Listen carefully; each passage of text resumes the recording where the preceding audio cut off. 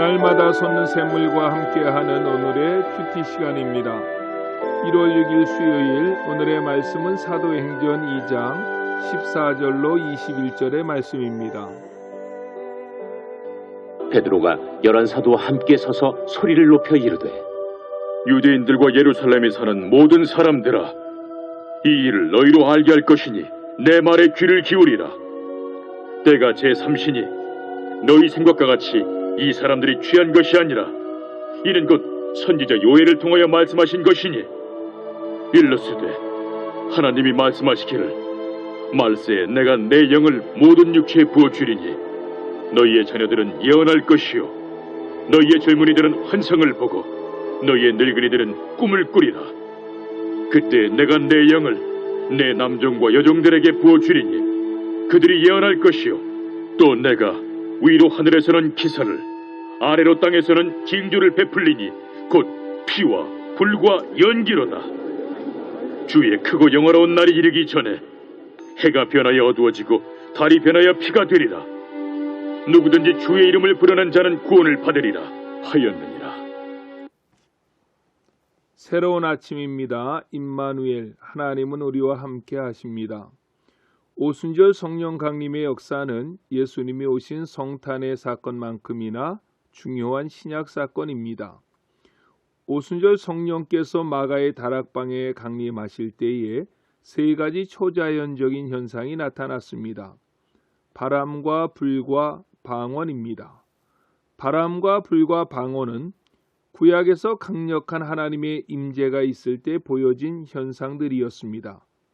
특별히 성령 충만을 받은 제자들이 성령의 말하게 하심을 따라 다른 방언으로 말하기를 시작했던 것에 대해서 사도행전 2장은 자세히 설명합니다.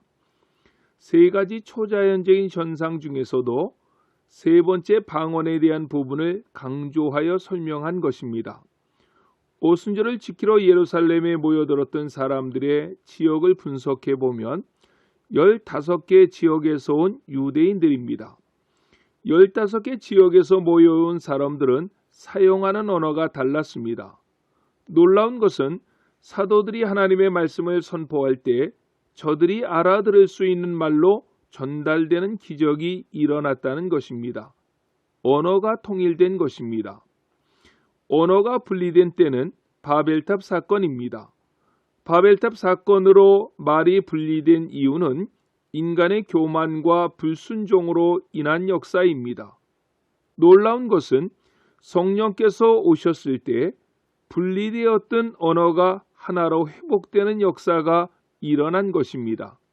이것은 하나님을 거역하는 인간 나라가 무너지고 성령이 주도하시는 새로운 하나님의 나라가 도래했음을 상징적으로 알려주는 것입니다. 또한 사도들이 전한 복음을 다른 언어를 사용하는 사람들이 통역 없이 받아들일 수 있었던 것은 이제는 복음이 인종과 언어와 문화와 장벽을 넘어서 땅끝까지 증거되고야만은 그러한 시대가 성령 강림을 통해서 실현되고 있음을 입증하는 것입니다. 이러한 놀라운 역사를 목격했던 많은 사람들은 혼란에 빠졌습니다.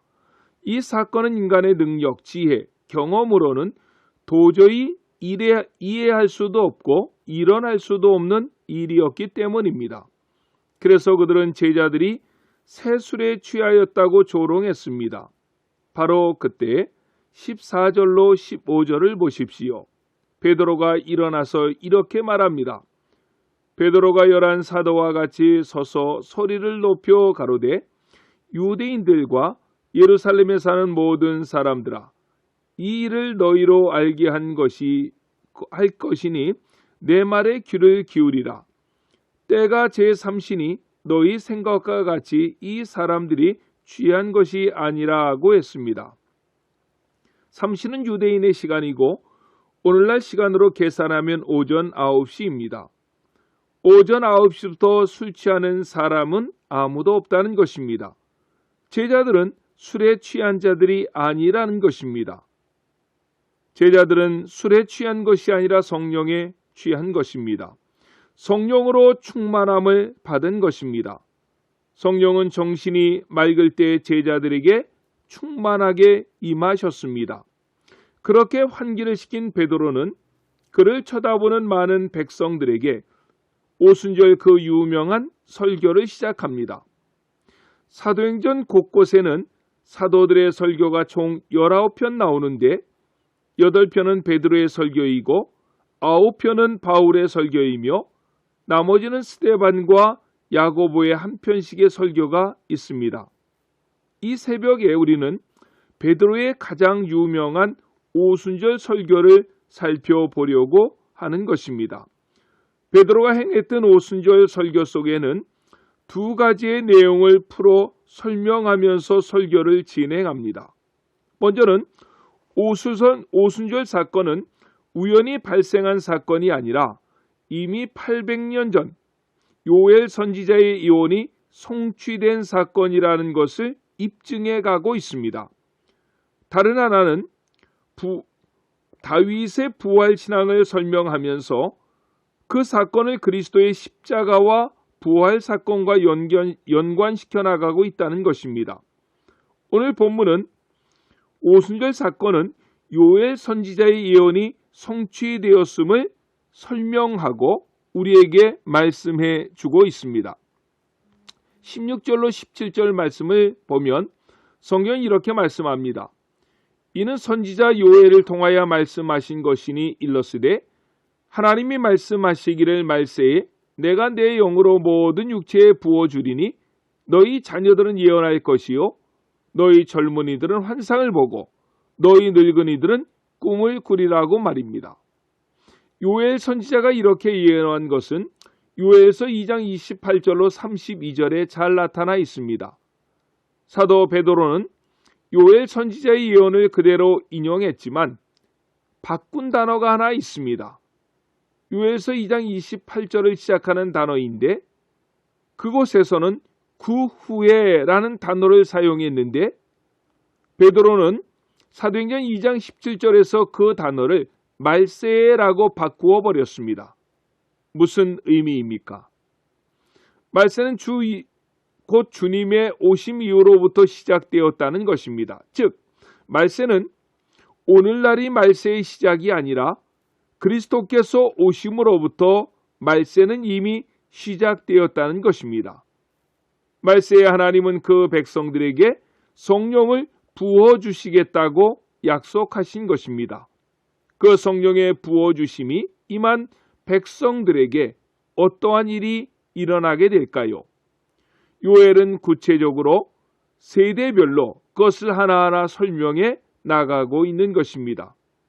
먼저는 너희의 자녀들은 예언할 것이라고 했습니다. 오늘날 자녀들로 인해서 가슴앓이하는 사람들이 얼마나 많습니까? 왜 자녀들이 방황을 합니까? 세상 향락과 제약에 깊이 빠져 사는 이유가 무엇입니까? 그 삶에 청사진이 없기 때문에 그렇습니다. 그러나 성령의 부어주심이 임하면 자녀들이 예언을 하게 될 것입니다. 여기에 예언한다는 말이 점쟁이처럼 앞날을 내다 본다는 말이 아닙니다. 그 인생을 통해 하나님이 원하시는 뜻이 무엇인지 어려서부터 분별하고 깨닫게 된다는 것입니다. 성령이 임하시면 너희 늙은이들은 꿈을 꾸리라고 했습니다. 연로하신 분들은 외로워하고 고독해합니다. 그들에게는 미래에 대한 불안감이 있습니다. 그러나 성경은 말씀합니다. 성령이 임하시면 늙은이들이 꿈을 꾼다는 것입니다. 믿음의 사람들은 나이가 많았지만 꿈이 있는 사람들이었습니다. 아브라함도 모세도 갈렙도 마찬가지입니다. 연로하신 분들은 육체적인 힘은 약할지 모르겠지만 많은 경험과 지식이 있습니다.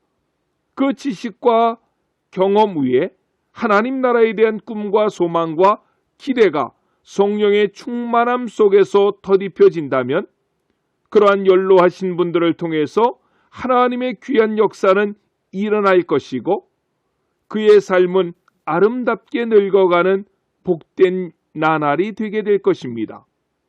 성령이 임하면 젊은이들이 환상을 보게 된다고 말씀했습니다. 젊은이들의 특징이 무엇입니까? 환상을 갖는 것입니다. 비전을 보는 것입니다. 그런데 성령이 임하면 젊은이들의 비전과 환상이 더욱 확실해지고 뚜렷해진다는 것입니다. 성령이 임하면 기사와 이적이 발생된다고 말씀합니다. 하나님은 전능하신 분이십니다. 능치 못할 일이 없으신 분이십니다. 하나님이 정말 살아계신다면 왜 기사와 이적이 일어나지 않겠습니까? 성령이 임할 때에 나타나는 마지막 중요한 특징은 활발한 구원의 역사입니다. 요엘은 마지막 때에 성령이 오시면 누구든지 주의 이름을 부르는 자는 구원을 얻게 될 것이라고 선언했습니다. 성령이 오심으로 말세는 시작되었고 주님이 다시 오심으로 그 말세는 완성될 텐데 이 기간 중에는 모든 사람들에게 구원의 소식이 전파되어지는 기간이 될 것입니다. 그때 누구든지 이 복음을 듣고 주님을 믿기만 하면 구원받고 하나님의 백성이 될 것입니다. 말세에 부어주시겠다고 하나님께서 친히 약속하신 충만한 성령의 임하심이 안천교회와 모든 성도들에게 넘쳐나시기를 예수님의 이름으로 간절히 기도합니다. 기도하겠습니다. 사랑과 은혜가 풍성하신 하나님 아버지 감사합니다. 성령이 오심으로 말세가 시작되었고 지금은 주님의 다시 오실 날이 멀지 않은 말세의 지마를 우리가 살아가고 있습니다. 부어주시마 약속하신 성령의 충만한 임재하심이 우리 안천의 성도님들과 가정과 교회 위에 넘쳐나게 해 주시옵소서. 우리 주변에서도 구원의 역사가 불과 같이 일어나게 해 주시옵소서. 그 일에 나를 도구로 사용해 주시옵소서. 2021년도 주님께서 가정과 교회, 이 나라와 이 민족을 살려주시고 지켜주시옵소서. 예수님의 이름으로 간절히 기도드렸습니다. 아멘.